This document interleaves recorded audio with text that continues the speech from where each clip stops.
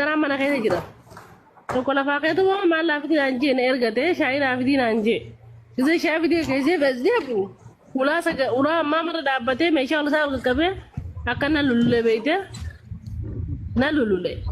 Inni na lululaa nama qotirraa hin keenye maaliif wayina godha jee yaa dureen hin beeka. Wallahi isa dhugaati. Wayina godha jee gamis gaala zarraa yaanne. Kuti jeetuman hoodo huna fudhadhu jee akkana labbaasa kaayee. Stimta laun jenneen waan tuffattu gartee kalma laalee tuman bira qotee beeyta.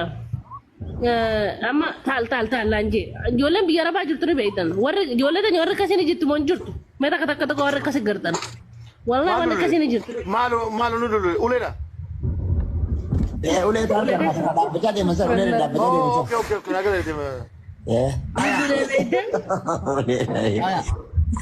Amma gija lululee beeyte lululee dhiisee uumaa takka nama tokko waasin godhuu beeytu gortee nama akkasii wayina godhaa jee yaadu.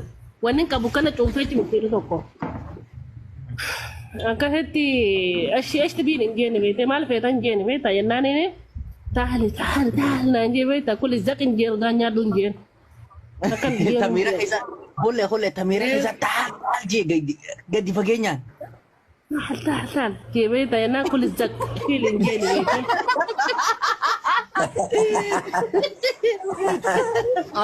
Kulli zaq isa hin naate kulli zaq.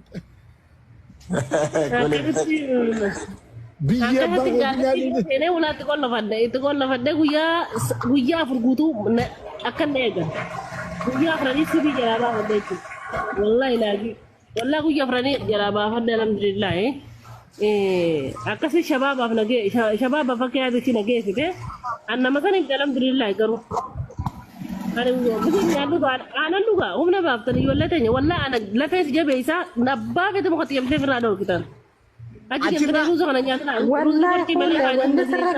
Wanti sirra geettuun akkasuma narra geessanillee wallahi harjisni dhayna ni beektaa miidhawaa dimmee ni dhayna gooyyaa ni dhayna bakkayyuu dhaynaa beeku nuti eegisee dalagaa dhabne dallaala bira. Wallahi. Harjitti fuuteetis dalagaa sa'aatii an riyaadirraa dhaqee haaree mana sannii hin beeku.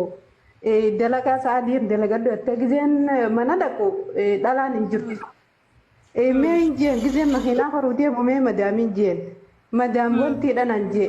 Madaam bar mana jirtii naan jee ni dhukkubaa. Amma gisee mana dhaqu namni kan jiru garuu fooqee gubbaa nama gala.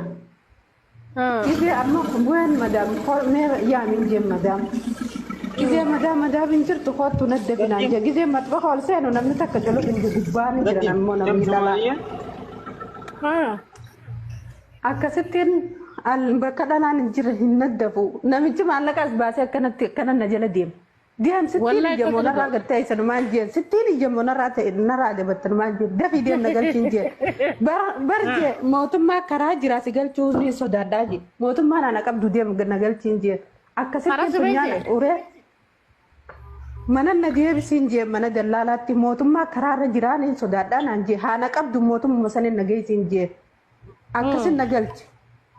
Akkasittiin namtittii sana wal finnee ana haariyaa riyaadirraa dhaqee haariyaa. Maaliif mana akkasii sana nageessite ennaan ani fedhumaan dalagaa ta'e dalagaan sirraan deemadhu fedhu niin deemaan jeen.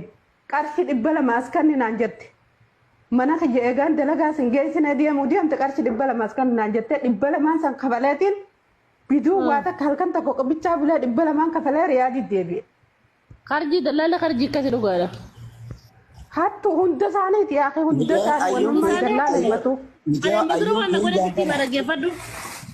Ana madru waan godhe mana tokko gaallitti rakka balana yaadatti gaallitiin wallahi maasha Allah rabbi wallahi akkasiiti wallahi jannatul firdaus rabbi yaa kan nu